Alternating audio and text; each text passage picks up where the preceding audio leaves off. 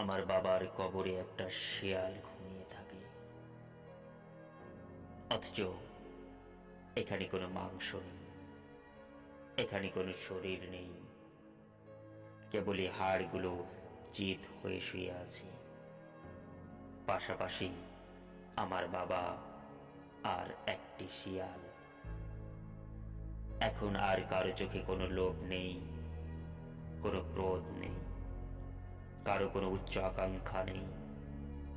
ওরা এখন কেবল ঘুমোতে ভালোবাসে।